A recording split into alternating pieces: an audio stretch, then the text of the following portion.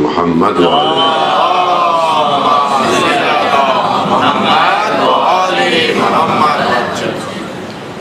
زائرین ابا عبداللہ، روز اربعین ہے، وہ دن ہے کہ جس کی تمنا آپ پورا سال کرتے ہیں۔ میں درخواست کروں گا مرد حضرات سے اگر صلوات پڑھتے ہوئے تھوڑا سا آگے آ جائیں تاکہ پیچھے آنے والوں کو صلوات بھیجیں۔ محمد والے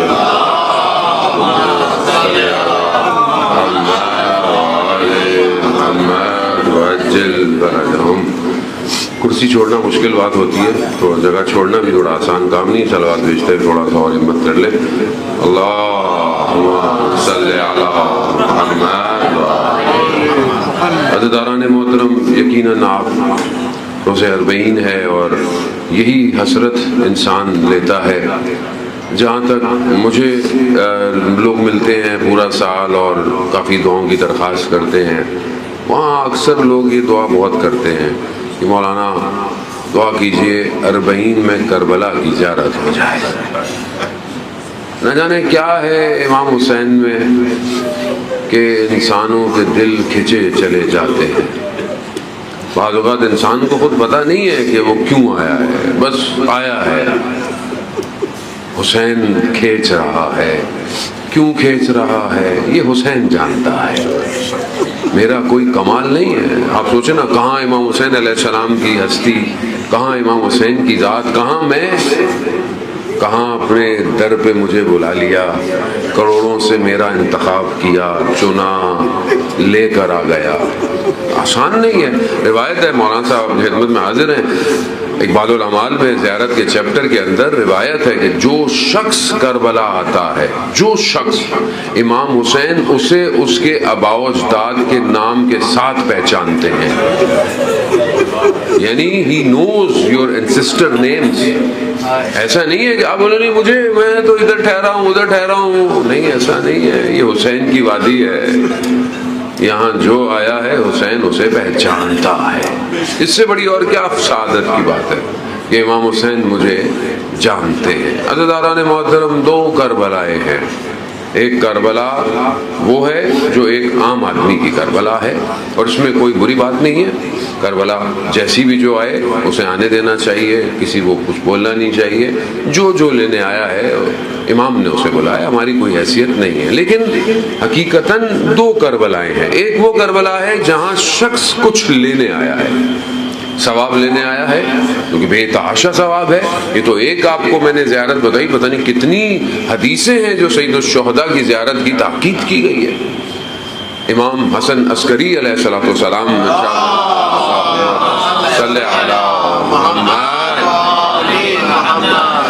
آپ جانتے ہیں امام جو مومن کی 5 نشانیاں جو امام نے بیان کی، 5 نشانیاں، اس میں سے ایک نشانی مومن کی کیا ہے؟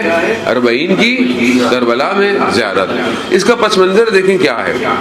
امام نے 5 نشانیاں، آپ یقیناً آپ واقف ہیں ان ساری نشانیوں سے، کہ مومن کی ایک نشانی دائیں ہاتھ میں انگوٹھی پہننا، خاص طور پہ عقیق کی، اور 51 رکعت نماز پڑھنا، بسم اللہ کو اونچا بولنا نماز کے اندر جو ہماری نمازیں ہیں، اور خاک پہ سجدہ کرنا، اور اربعین کی زیارت کرنا۔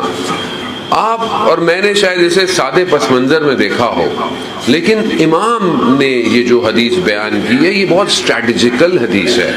بس میں یہی گفتگو آپ کی خدمت میں عرض کروں تاکہ آپ آج کے اس دور کی اس زیارت کی افادیت کو سمجھ سکیں۔ امام نے جب یہ کہا نا کہ مومن کی نشانی ہے دائیں ہاتھ میں انگوٹھی پہننا، کیوں؟ دیکھیں، ایک دور تھا جب عمرواس نے انگوٹھی کو نکال کر کیا کہا تھا؟ میں انگوٹھی کو نکال کر بائیں ہاتھ میں بالکل ایسے کر رہا ہوں کہ میں امام علی کو ہٹاتا ہوں، اور آپ کے سامنے اس دن کے بعد سے جو دائیں ہاتھ میں انگوٹھی پہنتا تھا اس پہ ظلم ہوتا تھا، کیونکہ جو دائیں ہاتھ میں انگوٹھی پہنتا تھا وہ علی کا چاہنے والا تھا۔ خوف ہو گیا تھا کہ لوگ دائیں ہاتھ میں انگوٹھی نہیں ہونی چاہیے۔ اب یہ پریشر تھا کہ علی والے کے اوپر پریشر ڈال دیا تھا۔ آپ کے سامنے لوگ ذکر نہیں کر پاتے تھے، ذکر کے بجائے کتنے سال تک ممبروں سے، کہتے ہیں 100 سال تک 70,000 ممبر امام علی کے خلاف بولتے رہے. اسٹریٹجی تھی، یہ حادثہ نہیں تھا، یہ صرف ظاہری بغض نہیں تھا، یہ ابلیس کی اسٹریٹجی تھی. ابلیس جانتا تھا اگر کوئی چیز میرا مقابلہ کر سکتی ہے تو ولایت علی ابن ابی طالب ہے. اس نے کیا کیا؟ اس نے اپنا پلان کیا. ہم تو اس کو تاریخی حادثہ پڑھتے ہیں اور ایک دو خاندانوں کی اور ایک دو قبیلوں کی لڑائی سمجھتے ہیں اور ایک ایسا ہے. ایسا نہیں ہے جان محترم. دشمن ہے، دشمن عام نہیں ہے. قرآن عدو مبین کہہ رہا ہے، آشکار ترین دشمن ہے تمہارا. ایسا دشمن ہے جو حضرت آدم کی خلقت کو بھی دیکھ رہا ہے. آپ اس کو دھیان ہی نہیں دے رہے. آپ نہیں نارمل ہے، ایسی ہے، نارمل کوئی نہیں ہے وہ. یعنی حضرت آدم کو بعض روایات کہتی ہیں 200 سال تک اس نے حضرت آدم کی خاک کو دیکھا ہے. 200 سال، اور حقارت کی نظر سے دیکھ کر گزر جاتا تھا. تبھی تو جب اللہ نے کہا اس کو سجدہ کرو، اس نے نہیں سجدہ کیا، کیونکہ اس کے نزدیک خاک کی کوئی اہمیت نہیں تھی. خلقتنی من نار، مجھے آگ سے پیدا کیا. خلقتو من طین، اس کو خاک سے پیدا کیا. انا خیر میں خیر ہوں، میں بہتر ہوں. دشمن ہے دشمن. اب یہ دشمن یہاں تک آیا. علی پہچان گیا، اسے پتا تھا یہی ایک ایسا سسٹم ہے جو قیامت تک میرے مقابلے میں آئے گا. یہی سسٹم. انگوٹھی. دوسری امام نے کیا کہا؟ خاک پہ سجدہ کرو، کیونکہ خاک ہی پہ سجدہ کرنا شیعان حیدر کرار کی نشانی ہے. امام نے کہا کہ خاک پہ سجدے کرو. اب کیونکہ امام حسن عسکری علیہ السلام کا جو دور ہے تشیع طاقت میں آ گئی ہے، علنی ہو گئی. امام کہہ رہے ڈرنے کی ضرورت نہیں ہے، تشیع کو ڈرنے کی ضرورت نہیں ہے. دائیں ہاتھ میں انگوٹھی پہنو، بتاؤ لوگوں کو علی کے چاہنے والے ہو. خاک پہ سجدہ کرو، بتاؤ تم علی کے چاہنے والے ہو. 51 رکعتیں نماز پڑھو جو تمہیں لوگ کہتے ہیں کہ تم مستحب نہیں پڑھتے، بتاؤ لوگوں کو تم علی کے چاہنے والے ہو. اونچی آواز میں بسم اللہ پڑھو، بتاؤ لوگوں کو کہ تم علی کے چاہنے والے ہو.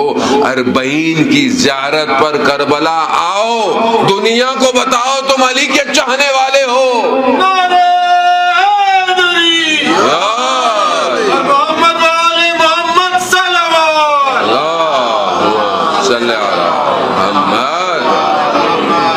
بتاؤ دنیا کو. دنیا تم اپنے اپنے علاقوں میں شیعہ ہو گئے، مگر کون جانتا ہے فلانی جگہ کا شیعہ، فلانی جگہ کا شیعہ. 40 بناؤ، جمع ہو، بتاؤ تم دنیا کی طاقت ہو. بتاؤ طاقت ہو، تمہارے اندر طاقت ہے. خوف کس چیز کا تمہیں؟ یہ مجمع عام مجمع نہیں ہے. یہ جو ہیپننگ ہے یہ نارمل نہیں ہے. یہ لوگ آ رہے ہیں، ایسے نہیں آ رہے ہیں.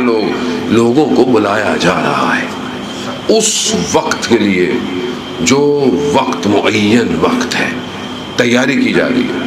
دنیا کو دکھایا جا رہا ہے کہ 61 ہجری میں ایک امام آیا تھا تو کروڑوں کو لا رہا ہے، اور جو آج کے زمانے کا عام آئے گا تو کتنوں کو لے کر آئے گا، دکھایا جا رہا ہے. اور یہ تیاری ہے. یہ جو آپ دنیا جہان کے لوگ بغیر کسی ٹیگ کے، بغیر کسی نام کے، بغیر کسی شہرت کے ایک دوسرے سے ملتے ہیں، ایک دوسرے کا خیال کر رہے ہیں، یہ بتایا جا رہا ہے کہ امام کی حکومت میں بھی تم نے ایسے ہی کام کرنا ہے، ایسے ہی کام کرنا ہے. یہ ایک ایگزامپل ہے، یہ ایک ٹریٹمنٹ ہے، یہ ایک ٹیسٹ ہے، اس سے گزرنا ہے.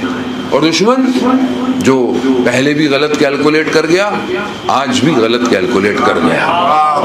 پہلے بھی سمجھا کہ کربلا کی زمین ہے، بھئی مار شہید کر دیں گے، بدن ٹوٹ جائیں گے، یہیں ختم ہو جائیں گے، بکھر جائیں گے، اور میں اسیر بنا لوں گا، داستان ختم. اسے کیا پتا امام حسین نے کون سی کربلا ڈیزائن کی. وہ یہ سمجھ رہا تھا کہ میں بلاؤں گا، میں روکوں گا، میں ختم کر دوں گا. نہیں، امام نے یزید کو کربلا بلایا ہے اور اپنے 6 مہینے کے بچے سے وقت کے یزید کا نقاب کھینچ ڈالا اور ایسا کربلا کو بنایا کہ قیامت تک یہ کربلا یزیدیت کا مقابلہ کر رہی ہے. پہلے بھی غلط کیلکولیٹ کیا، آج بھی غلط کیلکولیٹ کیا. 2-4 میزائل مارے، چلمچے پہ مارے، زائرین کے اوپر مارے، یہاں پہ 2-4 موقف کے مارے. شاید کہا لوگ بھاگ جائیں گے، ڈر جائیں گے، مگر انہیں کیا پتا یہاں لوگ قدموں پہ نہیں آتے، یہاں لوگ گردنیں کٹوانے آتے ہیں. کربلا ہے بھئی، کربلا یہی ہے. کربلا کی تو شرط یہی ہے یہ عشق کی وادی ہے اور گردن کو کٹوا کے آنا ہے. مجھے بتائیں نا کس کی گردنیں بچی یہاں؟ کسی کی نہیں بچی. اور کیسی مائیں تھیں. وہاب ابن کلبی کی گردن کٹی اور اہانت کی ماں نے گردن بھی واپس کر دی. کہا جو اس راستے میں دیتے ہیں اسے واپس نہیں. کربلا. تو آج ہم کون سی کربلا لینے آئے؟ بس میں زیادہ آپ کا وقت نہیں لوں گا جانے محترم. ہم ثواب لینے آئے, ہم کفن مس کرنے آئے, ہم تسبیح لینے آئے. مولانا پانی کہاں سے ملے گا وہ جو نیچے سرداب میں ہوتا ہے؟ کیا لینے آئے ہم؟ جو کربلا آئے تھے 61 ہجری میں, وہ کچھ لینے آئے تھے؟ وہ تبرک لینے آئے تھے. اچھی بات ہے, میں نہیں کہہ رہا آپ لے کے نہیں جائیں, لے کے جائیں آپ ظاہر ہے بہت سارے آپ کے دوست احباب رشتے دار نہیں آئے ہیں, you have to bring something for them, لے کے جائیں آپ ان کے لیے. مگر اصل کربلا لینے کا نام ہے یا دینے کا نام ہے؟ دینے کا نام ہے. کربلا لینے کا نام نہیں ہے, کربلا دینے کا نام ہے. ایک امام ہے اور باقی سارے پروانے ہیں. اور آپ دیکھیں نا کیسی مائیں تھیں. شب عاشور ہر ماں خیمے میں اپنے بچے کو کیا کہہ رہی ہے؟ بیٹا صبح دیر نہ ہو جائے. آپ دنیا کربلا کو کیلکولیٹ نہیں کر سکتے اور نہ ہی کربلا کی آئیڈیالوجی کو کیلکولیٹ کر سکتے. آج آپ کے سامنے جو پولیٹیکل وار آپ کے سامنے جنگ لگی ہوئی ہے, کبھی بھی کچھ ہو سکتا ہے اور کیا بھی ہو سکتا ہے آپ کے سامنے ہے. لیکن یہ میرا اور آپ کا ٹیسٹ ہے کہ میں اس دور میں اپنی جان بچانا چاہتا ہوں یا امام کا ظہور چاہتا ہوں. آپ کے اپنے اوپر ہے. بھئی آپ کو آپشن دیا جائے کہ سیف یور سیلف اور سیف یور امام, کیا کریں گے آپ؟ بھئی کوئی آپ سے کہے کہ آپ واپس نہیں جائیں گے, اگر آپ چلے گئے تو امام کے ظہور میں دیر ہو جائے گی, تو آپ کیا کریں گے؟ یہ ٹیسٹ یہی ہے, اور کہاں آپ کا ٹیسٹ ہوگا؟ اور جی سی سی کا ٹیسٹ تھوڑی ہونا ہے آپ کا, یا کیٹ کا ٹیسٹ ہونا ہے. ٹیسٹ یہی ہے زندگی کا, کہ آپ کا ٹیسٹ ہوگا کہ بھائی امام چاہیے یا جان چاہیے. انہوں نے وہ مولا میرا بینک اکاؤنٹ, میری جاب, میرا کام, میرے بٹ کوائن, میری بائننس کی ایپلیکیشن. ابھی تو بچے کا ایڈمیشن کرانا تھا, ابھی تو یونیورسٹی میں پڑھنا تھا مولانا صاحب. تو پھر میرے میں اور اس میں کیا فرق رہ گیا؟ جو امام کو یہ کہتا تھا مولا میں بصرہ سے ہو کے آ جاؤں, اپنے گھر والوں کو نان نفقہ دے کے آ جاؤں, امام نے کیا کہا تھا؟ امام نے کہا مسئلہ نہیں ہے, مگر خیال رکھنا کہیں دیر نہ ہو جائے. اور یہی ہوا, دیر ہو گئی, بصرہ میں پہرے لگ گئے. آج وہی کربلا ہے. آج یقیناً ہم سے تقاضا جنگ کا نہیں ہے, ہم لوگ کیا کرنا جنگ کے لیے ابھی فی الحال, لیکن ہم سے معاشرہ سازی کا تقاضا تو ہے, ہم سے کمیونٹی بلڈنگ کا تقاضا تو ہے, ہم سے سوسائٹی کو اس مقام پر لانے کا تقاضا تو کیا جا رہا ہے کہ اپنے آپ کو اتنا انہینس کرو تاکہ تمہارا امام تشریف لائے. جب آپ کا گھر اس قابل تو ہو کہ آپ امام کو دعوت دو. بھئی آپ اپنے محلے میں نہیں دے سکتے, کمیونٹی میں دے سکتے.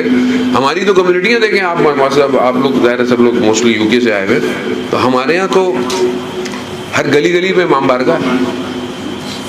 ایک کمیونٹی بنتی ہے, تھوڑے دنوں میں 3 بن جاتی ہے, پھر 4 بن جاتی ہے, پھر 5 بن جاتی ہے. اچھی بات ہے, لائک الگ الگ ویریشنز میں کام کرنا اٹس ناٹ بیڈ, مگر ایک ہی چیز میں اس کی پرابلم کیا ہے؟ اس کی پرابلم یہ ہے کہ ہم اپنے لیے کام کر رہے ہیں, ہم امام کے لیے کام. کوئٹہ میں ایک روڈ ہے جس کا نام بہت مشہور روڈ ہے, کیا نام ہے؟ علمدار روڈ. آپ جانتے ہیں اس علمدار روڈ پر پتہ نہیں میرے خیال میں 18 یا 20 امام بارگاہ ہیں, اور سب کے الگ الگ ہیں, نچاریوں کے الگ, فلانے کے الگ, بلتیوں کے الگ, بہاجر کے الگ. اچھا یہ میرا پریکٹیکل تجربہ ہے, میں سنی سنائی بات نہیں کر رہا. ایک امام بارگاہ میں آپ مجلس پڑھنے چلے جائیں نا, دوسرے لوگ ملنے بھی نہیں آتے آپ سے. اور میں نے یہ وہیں پڑھا تھا. میں نے کہا اگر امام زمانہ کسی ایک امام بارگاہ میں آ گیا کیا کریں گے بھائی؟ ہماری مسجد میں امام نہیں آئے, ہم نہیں ملیں گے. ہماری تو یہ سچویشن ہے. تو اس حالت میں امام زمانہ کو کہاں بولا ہے؟ جب میں کسی کے سینٹر میں جانا پسند نہیں کرتا, ایسے ہی ہے نا بھائی, امام حسین کا سینٹر ہے نا, امام حسین کے ذکر کا سینٹر ہے, تو کیا ہو گیا اگر میں کسی کے ساتھ مل جاؤں، تھوڑا کبھی وہ، تھوڑا کبھی میں ٹالریٹ کر لوں، کبھی وہ ٹالریٹ کر لے، کبھی پروگرام آگے پیچھے کر لیں، کبھی ایک دوسرے کا خیال کر لیں. تو اس کا مطلب ہے کہ میں اپنے نفس کے لیے کام کر رہا ہوں، میں امام کے لیے کام. یہ میں پریکٹیکل بتا رہا ہوں حضرت. ہم گھرے ہوئے ہیں، ہم مشکلات کا شکار ہیں، پھر کہتے ہیں اللہ جل اللہ جل اللہ جل. کدھر امام ہے؟ کس کے پاس ہے؟ تو جب کمیونٹی دیکھیں، میں اس سے اوپر کی بات آپ کی خدمت میں عرض کر رہا ہوں، فرقوں میں بٹے رہیں گے امام نہیں آئے گا. کمیونٹی تو دور کی بات، سینٹر تو دور کی بات، فرقے جب ختم ہوں گے اور امت بنے گی تو امام آئے گا. کیونکہ امام کو امت کی ضرورت ہے، فرقوں کی ضرورت نہیں ہے.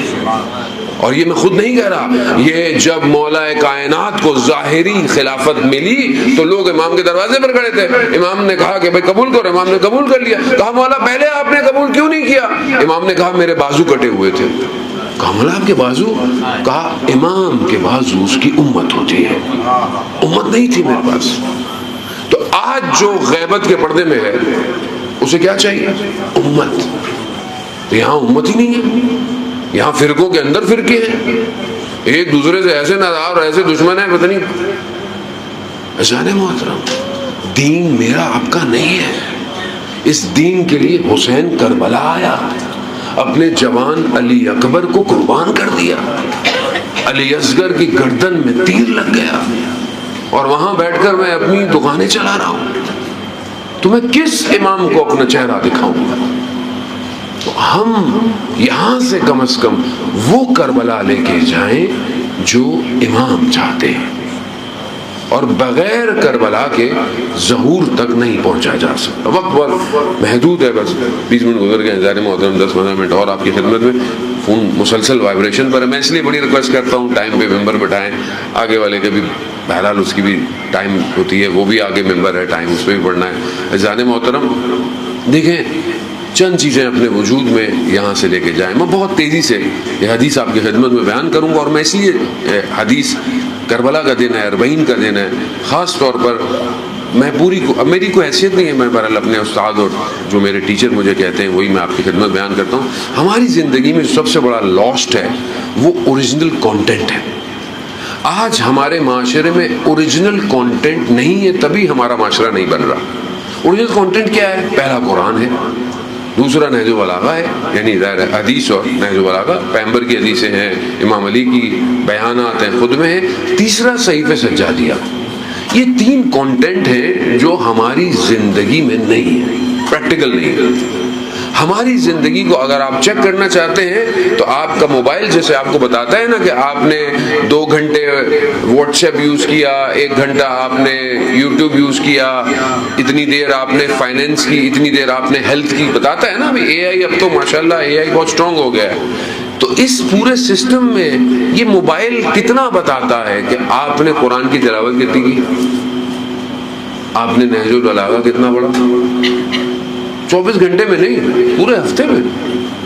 تو یہ کانٹینٹ کتنا ہے، اور یہ کانٹینٹ نہیں ہے تو میں وہ نہیں بن رہا جو امام چاہتا ہے. مجلسیں بھی ایسی ہیں، میرے جیسا آدمی بیٹھا ہوتا ہے 1 گھنٹہ ضائع کر دیتا ہے، امام کی بات نہیں کرتا، اپنی باتیں کر رہا ہے، اس کی اپنی باتیں ختم نہیں ہو رہی.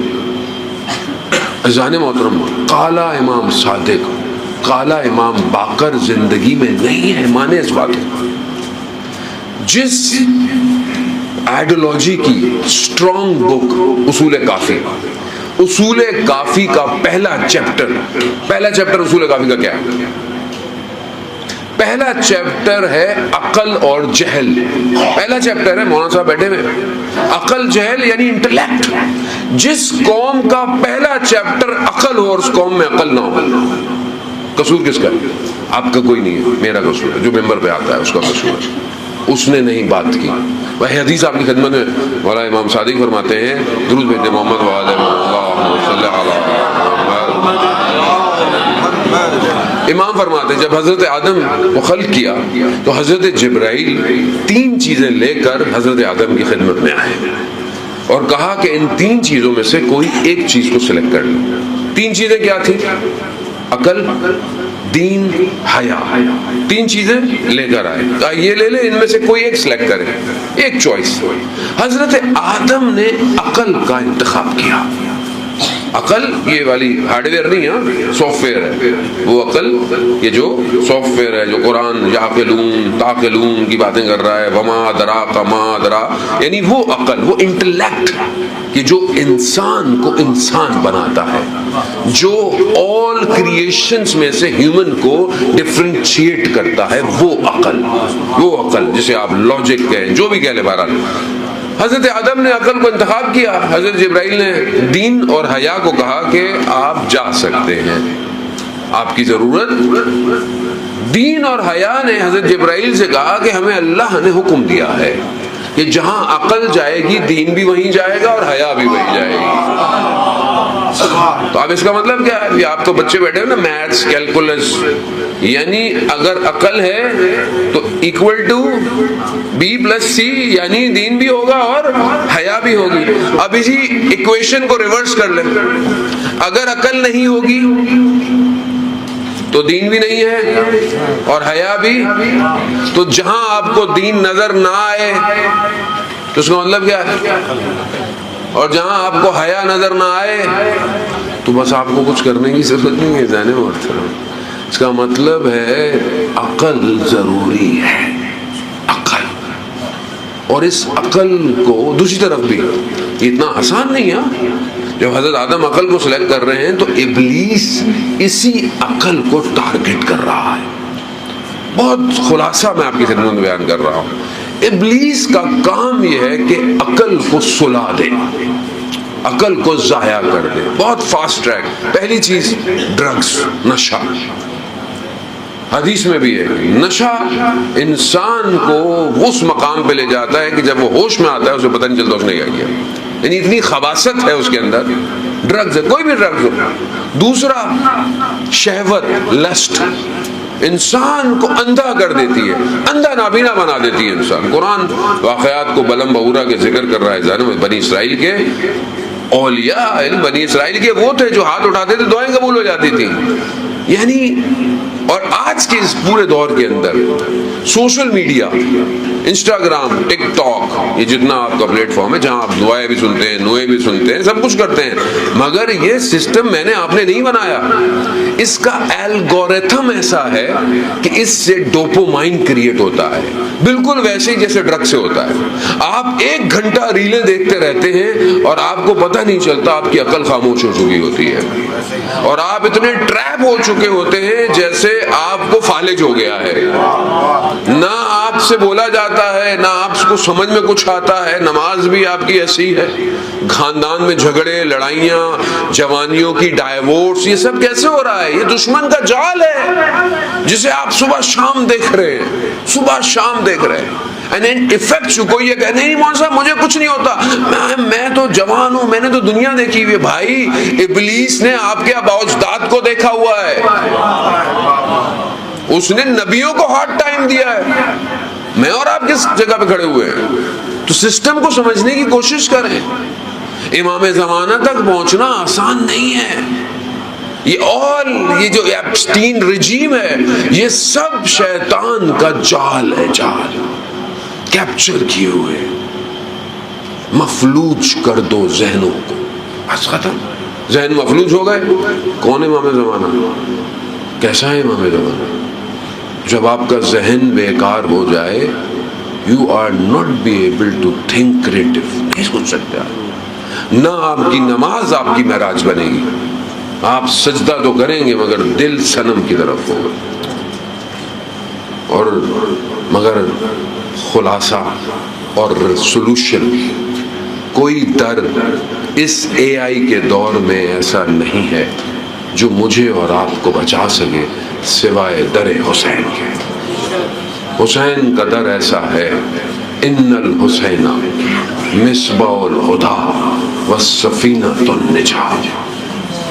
ہر دور میں ہدایت حسین کے پاس، ہر دور میں نجات حسین کے پاس. ہماری کوئی حیثیت تھوڑی، بس حسین کہتا ہے آ جاؤ آ جاؤ. دور بھی ہو تو سلام کرو، میں تمہاری زیارت کو قبول کر لوں۔ حسین محتاج نہیں ہے کہ تم زری کو ہاتھ لگاؤ، مجھے میرا دل ہے میں زری کو لگاؤں، امام حسین کو ضرورت نہیں ہے۔ روزے اربعین ہے عزاداران موت، اربعین کی زیارت بڑی سعادت ہے۔ جو لوگ نہیں آئے ان سب کو یاد رکھیں۔ آپ بہت آرام سے آئے، آپ کو رستے میں لوگوں نے آپ کا بڑا خیال رکھا، یہ چھوٹی چھوٹی بچیاں لوگوں نے ان کے سروں پہ ہاتھ رکھے، لوگوں نے ان کو پانی بھی پلایا، مگر یہ بچی کہاں اور حسین کی بیٹی کہاں؟ جب یہ لٹا ہوا کارواں یہاں سے گیا نا، یہ اتنے آرام سے نہیں گیا تھا عزاداران موت۔ شام غریبہ میں تو خیمے جل گئے تھے، رات ہو گئی تھی، ماؤں نے اپنے جگر کے ٹکڑوں کے بدن کو دیکھا نہیں تھا۔ جب 11 محرم کو یہ کارواں گزرا نا، تو دن کی روشنی میں ماؤں نے اپنے بچوں کے بدن دیکھے۔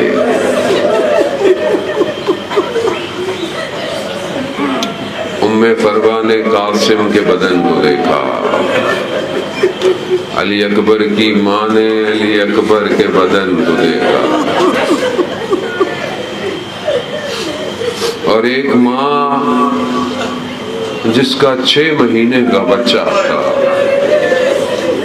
نہ جانے اس نے کس طریقے سے اس بدن کو دیکھا ہوگا۔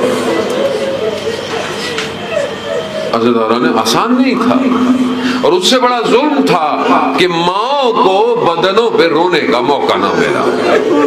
جناب زینب نے اپنے بھائی کے بدن کو دیکھا نا، تو سواری سے نیچے گر گئی، اور وہ گریہ کیا، اشکیا کے آنکھوں سے بھی آنسو آ گئے۔ بدن کی حالت ایسی تھی۔ آپ دیکھیں کربلا میں مصائب سنے نہیں جاتے، کربلا میں مصائب محسوس کیے جاتے ہیں۔ بھئی آپ جائیں گے نا اندر تو یہ ذہن میں رکھا کریں، یہ وہ مقام کہ جو نیچے ہے، جو قتل گاہ ہے وہ نیچے ہے نا۔ جب آپ نیچے یوں اترتے ہیں حرم میں باب قبلہ سے جاتے ہیں تو الٹے ہاتھ پہ وہ جگہ نیچے ہے، اور وہ جو تلے زینبیہ ہے وہ اونچا ہے، وہیں بدن رکھا ہوگا۔ جناب زینب نے جب اپنے بھائی کے بدن کو دیکھا،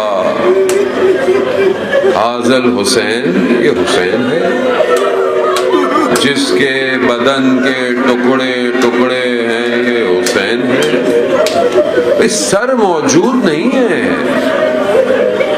بعض تو کہتے ہیں، زبان حال ہے، بعض کہتے ہیں کہ جناب زینب نے خوشبو سے پہچانا۔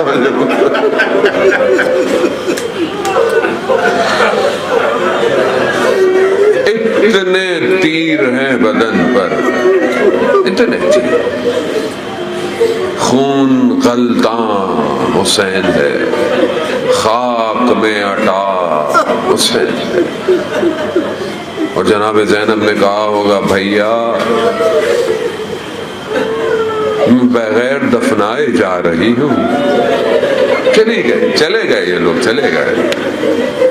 آج تو وہ دن ہے نا، یہ لٹا ہوا کارواں واپس آیا ہے۔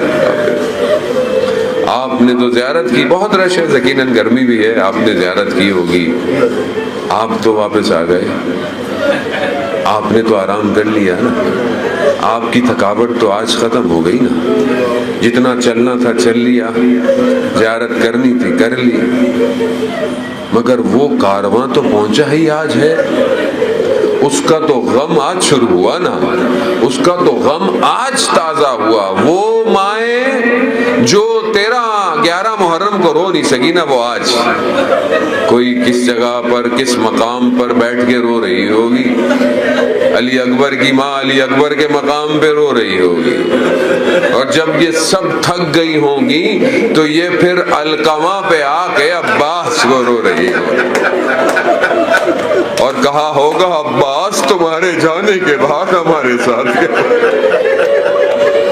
عباس کوچا اور بازاروں میں گھمایا گیا عباس، ہاں زدارا بس ایک منزل اور آپ سے التماس دعا، آپ اور میں تو آ گئے مگر ایک بچی شام کے زندان میں رہ گئی، وہ بچی جسے بڑی حسرت تھی، جو بھائی سے پوچھتی تھی بھائی یہ رات کو پرندے کہاں جاتے ہیں؟ امام فرماتے تھے بہن یہ پرندے اپنے گھروں کو جاتے ہیں، بھیا ہم کب گھر جائیں گے؟ عزیزان محترم، آپ کی بھی بیٹیاں ہیں، سب کی بیٹیاں تو ساتھ نہیں ہیں، چھوٹی سی بیٹی 2-3 سال کی میرے سامنے بیٹھی ہے، آپ تصور نہیں کر سکتے، چھوٹی بیٹیوں کو باپ سے بڑی محبت ہوتی ہے، جب باپ گھر سے نکلتا ہے تو سب سے آخر میں چھوٹی بیٹی ملتی ہے۔ میری بھی چھوٹی بیٹی ہے، ایک سوال پوچھتی ہے بابا واپس کب آؤ گے، اور دن گنتی رہتی ہے کتنے دن رہ گئے ہیں واپس آنے میں۔ عزیزان محترم، یہ چھوٹی بیٹی، یہ وہ چھوٹی بیٹی ہے جو جاتے ہوئے بھی ودا میں کربلا میں آخری دفعہ باپ سے ملی، اور جب کربلا کے بعد شام کے زندان میں تھی تو سب سے پہلے سر بھی اسی بچی کے پاس آیا۔ شام کے زندان میں جب یہ بچی پہنچی ہے، اس بچی کا تو کوئی موازنہ نہیں کر سکتا نا، یہ چھوٹی سی بچی جو پورے راستے پہ نیزے پہ اپنے بابا کے سر کو دیکھی اور خاموش رہی، کم از کم اتنا تو تھا مجھے بابا نظر آتا رہا، لیکن زندان میں جب پہنچی تو بابا نظر نہ آیا۔ جب بابا نظر نہیں آیا اور پھر زندان کی ہیبت تھی، پھر بچی تھی، پھر اکیلی تھی، پھر ہاتھوں میں جان ختم ہو چکی تھی، بابا بابا بابا بابا کرتی رہی۔ عزیزان محترم، کسی بیٹی کو ایسے باپ نہ ملے، میں تو تصور نہیں کر سکتا کہ میں گھر جاؤں بدن نہ جائے، میرا سر جائے، میری بیٹی تو پہلے ہی مر جائے۔ نہ جانے حسین کی بیٹی نے ننھے ننھے ہاتھوں سے سر کو اٹھایا، لبوں کو لبوں سے لگایا، بڑے دنوں بعد بابا ملا تھا۔ بابا آپ کے جانے کے بعد خیمے جل گئے، بابا آپ کے جانے کے بعد دامن جل گیا، بابا اگر گوشوارے مانگتے میں خود دے دیتی بابا۔ بابا کرتے کرتے بچی خاموش ہو گئی۔ انا للہ و انا الیہ راجعون۔ عزیزان محترم، آپ اور میں تو کربلا آ گئے، 20 سفر کو یہ لٹا ہوا کارواں کربلا آیا، جناب زینب نے اپنے بھائی کے مرقد پہ اپنے آپ کو گرا دیا اور کہا بھیا سب لے آئی، ایک نشانی شام کے زندان میں رہ گئی۔